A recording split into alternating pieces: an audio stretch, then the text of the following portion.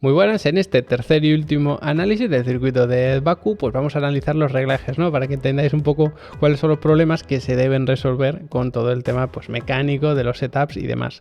Os voy a dejar en la descripción una lista, como siempre, con los 3 vídeos, por si habéis llegado directamente a este, pues yo creo que es mejor verlos en orden y así pues los podéis ir viendo, primero el de los datos, luego el del pilotaje y luego este de los reglajes. Y si no los habéis visto, pues significará que no estáis suscritos probablemente, así que os recomiendo que os suscribáis, porque además después de la carrera pues haremos aquí un buen análisis, ¿no? Con todos los gráficos, los datos y demás que nos deje ese gran premio.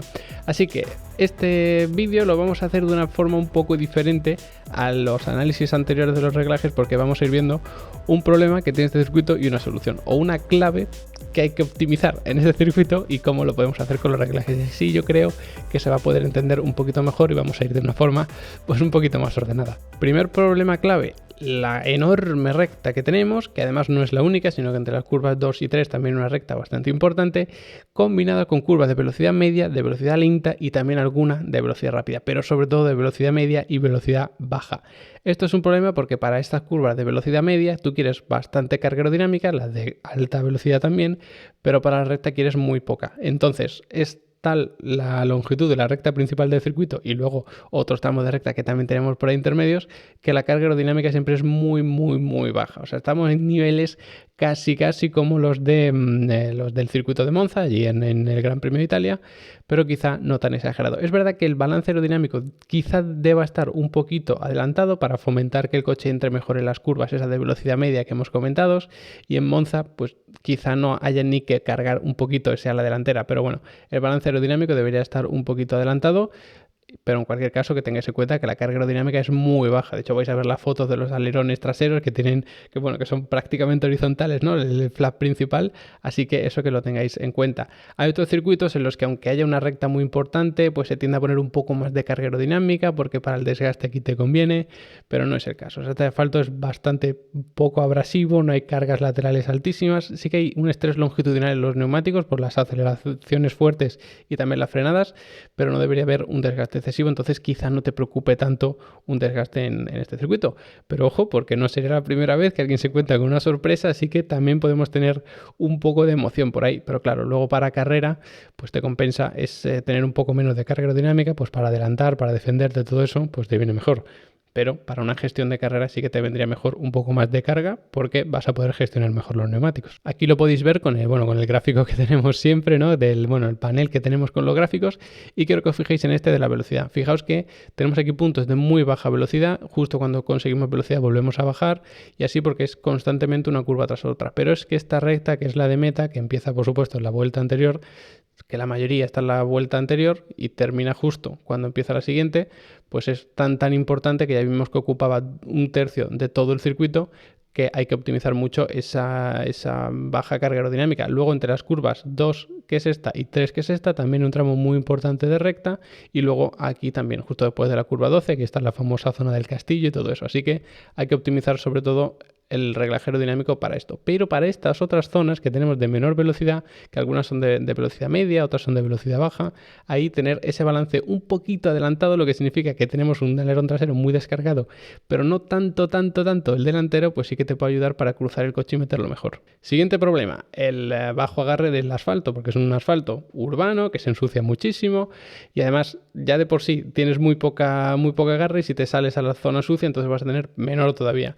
¿Cómo se consigue un agarre en asfaltos que te presentan este problema? Pues siempre hay dos métodos: el aerodinámico, que ya lo hemos descartado porque hay que fomentar sobre todo la velocidad punta en esa recta tan larga y en las otras también, y por otra parte podemos hacerlo a través de las suspensiones, teniendo suspensiones que son menos rígidas, que tienen un poco más de recorrido, que se pueden comprimir y expandir más, y eso es quizá lo que se debe buscar en este circuito de Bakú. Problema, el famoso porpoising, que aquí teóricamente no debería darse porque esto se da, ya lo sabéis, hice un vídeo aquí explicando, hemos hablado de ello muchísimo. Entonces, sabéis que es por el empuje aerodinámico hacia abajo, tanto por la succión en la zona del suelo, del difusor y todo esto, como también de los alerones, que evidentemente eso pues también tiene su parte de culpa, aunque no sea el culpable número uno. Aquí no tenemos el empuje prácticamente del alerón trasero, entonces es un poco más complicado que aparezca, pero es que las velocidades que se van a alcanzar son tales y esa succión del suelo y el difusor va a ser tal. Además tenemos un asfalto urbano que puede tener algunos baches que sí que se puede llegar a dar, y si tienes una suspensión demasiado blanda, pues lógicamente vas a tener un problema mayor con ese rebote, así que veremos cómo lo solucionan los equipos. Siguiente problema, el subviraje en entrada a curva lenta, es decir, que en estas curvas de velocidad media y sobre todo las de velocidad baja van a tener problemas para entrar en curva, es decir, que tienes que meter más giro de volante o perder más velocidad o las dos cosas, que es lo que suele pasar. Por lo tanto, aquí tenemos un problema grave, porque claro, si tú tienes que entrar en todas estas curvas de 90 grados que tenemos tropecientas mil más lento, vas a perder una velocidad brutal. Por lo tanto, tienes que solucionar esto de alguna manera. Solución número 1, permitir un poco más de rol, un poquito más de balanceo en el tren delantero, que esto Fórmula 1, lo digo siempre, son tremendamente rígidos, pero permitir un poquito más te va a beneficiar enormemente porque ese balanceo te permite cruzar el coche más rápido, sobre todo en estas curvas de velocidad baja. También lo puedes hacer desbloqueando el diferencial, que ya sabéis que es esta pieza que digamos que une el eje motriz, en este caso de Fórmula 1, el tren trasero, y al desbloquearlo permites que la rueda exterior puede ir más rápido que el interior, por lo tanto el coche se puede cruzar mejor al entrar en las curvas.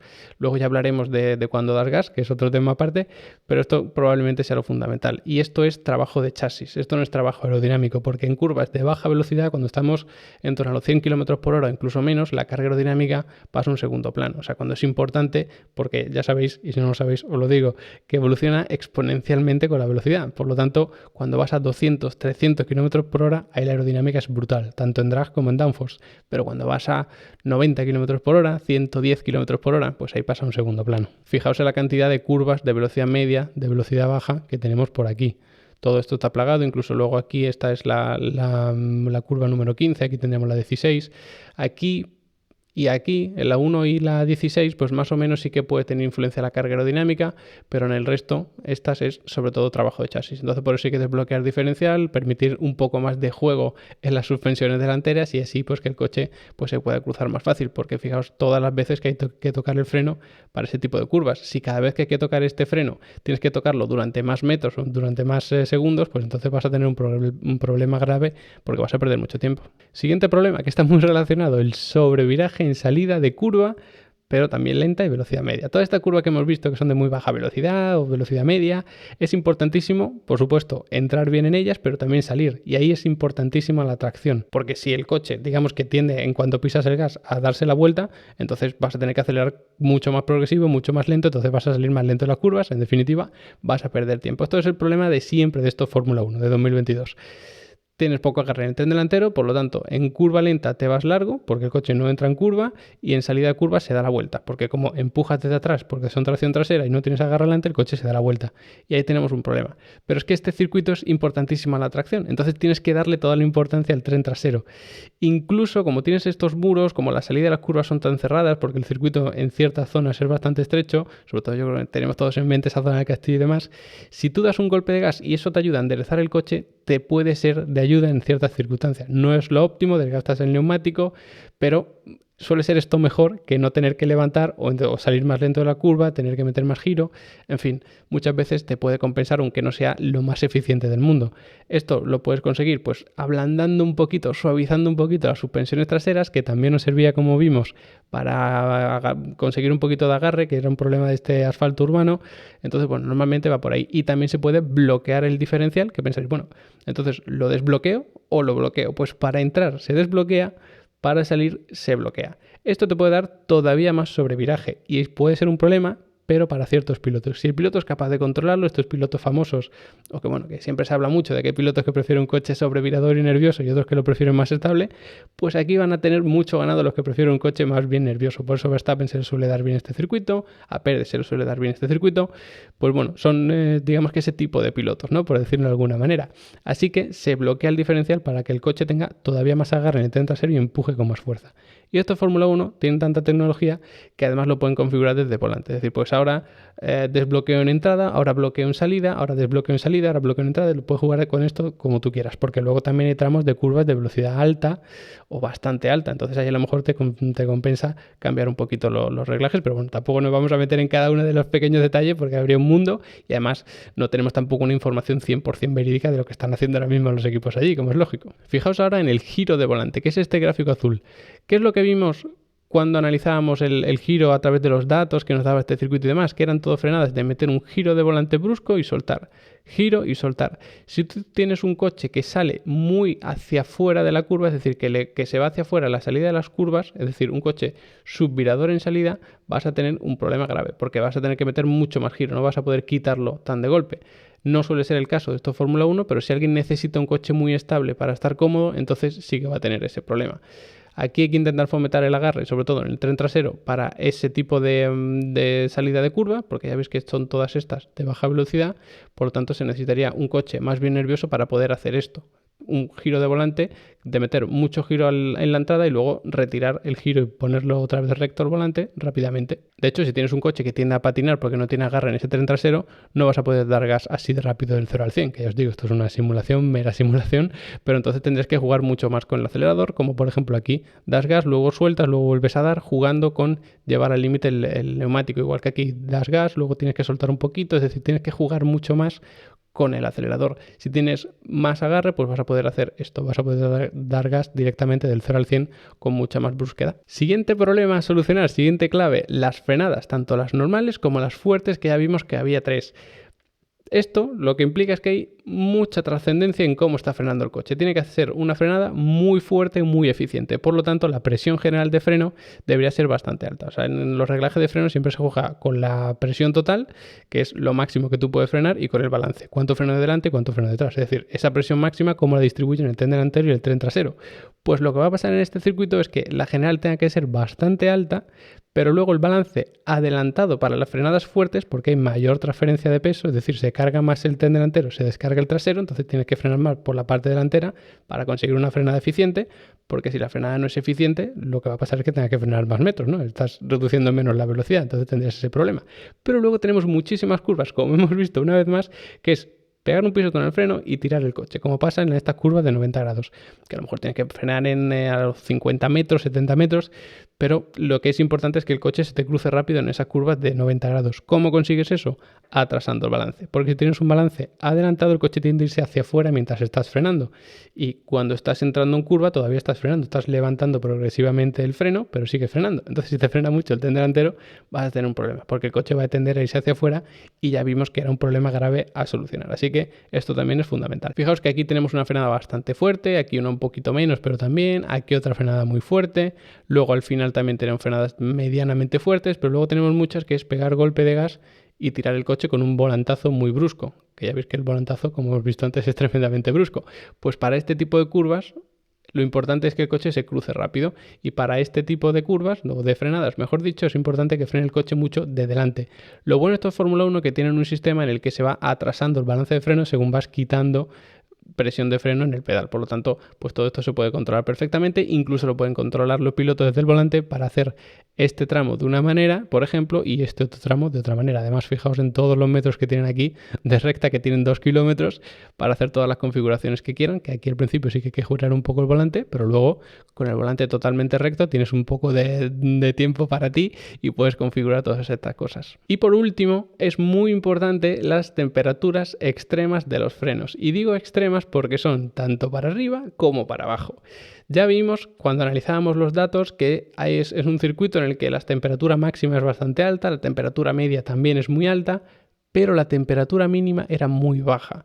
¿Qué significa esto? Que cuando tú vas a frenar con los frenos muy fríos, con los neumáticos muy fríos, que también vas a tener un problema en esa frenada, porque no están a la temperatura óptima. Por lo tanto, esa frenada, que es muy fuerte, que además es la de la curva 1, porque es la primera después de la tremenda recta, pues ahí vas a tener un problema de frenada. Te puedes encontrar con que el neumático está frío y no agarra, con el que el freno está frío y no pinza tanto como tú esperas, y ahí puedes tener sorpresas desagradables, sobre todo si estás apurando la frenada, que si no agarra o no frena todo lo que tú quisieras, pues entonces se te va a ir largo, y eso es un problema bastante grave.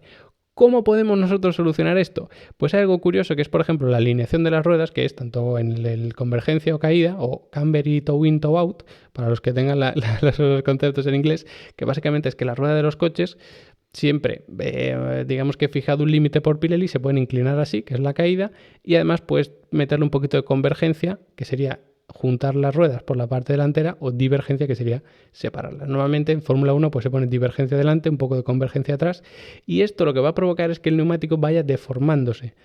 tiene una serie de beneficios, no me voy a poner aquí a explicarlo porque eso sería un poco largo, pero básicamente yo creo que es fácil entender que si el neumático no va recto hacia adelante, sino que estás así arrastrándolo hacia adelante, pues vas a tener un sobrecalentamiento extra, que puede ser malo, pero en este caso no sería tan malo. Así que, bueno, esto puede ser interesante. Y luego la caída pasa lo mismo. Lo que pasa cuando tú pones cierta caída en el neumático es que lo calientas más por la zona, digamos, más cercana al chasis del coche y se enfría por la zona más alejada. Pero claro, en frenada en línea recta ha sobrecalentado la zona que a ti te interesa, porque es la que está agarrando en ese momento. Luego cuando entres en curva es otra historia, pero la frenada en línea recta es la que te compensa. Esto, bueno, habría que matizarlo mucho, habría muchas cosas que comentar al respecto, pero son cosas que te pueden ayudar. Y luego aparte, por supuesto, una buena toma de refrigeración de los frenos también es fundamental, porque sobre todo en ese primer sector, segundo sector, los frenos se alcanzan, bueno, una temperatura altísima y tienes que tener unas buenas tomas de refrigeración para paliar eso, ¿no? Y reducir su temperatura.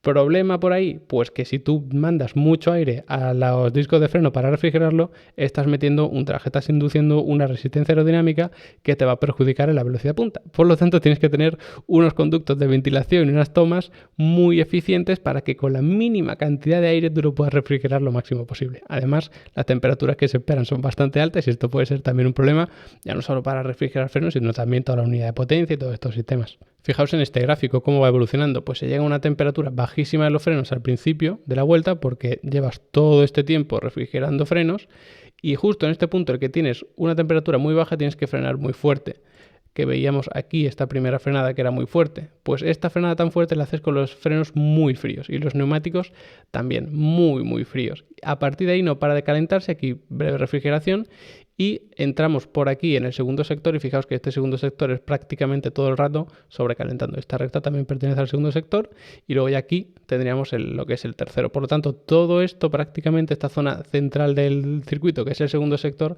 se trabaja a temperaturas altísimas. Si no eres capaz de aprovechar estos pequeños tramos de refrigeración o estos tramos un poquito más grandes, para bajar todo lo posible la temperatura vas a tener un problema, porque estas temperaturas que se alcanzan por aquí son muy altas. Así que hasta aquí el repaso de los reglajes, espero que hayáis entendido un poquito mejor, ya no solo el circuito, sino también la Fórmula 1, temas mecánicos, temas de automovilismo, y si os interesa, queréis saber más, pues ya sabéis que tenéis Level Up Academy, que es una membresía, una suscripción mensual, y podéis ver todos los cursos que queráis, cada curso son 10 clases, hay masterclasses de 1 hora o más, hay descargas, hay soporte para todas las dudas que tengáis, hay certificados, así que si queréis aprender y formaros de verdad en automovilismo, ya seáis simplemente aficionados disfrutando de las carreras o queréis dedicaros a ello profesionalmente, pues echadle un vistazo porque estoy seguro que vais a aprender un montón allí conmigo. Así que nada, gracias como siempre a los que ya forman parte del Team Level Up y están aprendiendo allí conmigo y a los que os habéis quedado hasta el final del vídeo, por supuesto. Así que nada, nos vemos en el próximo análisis de la carrera del Gran Premio de Azerbaiyán.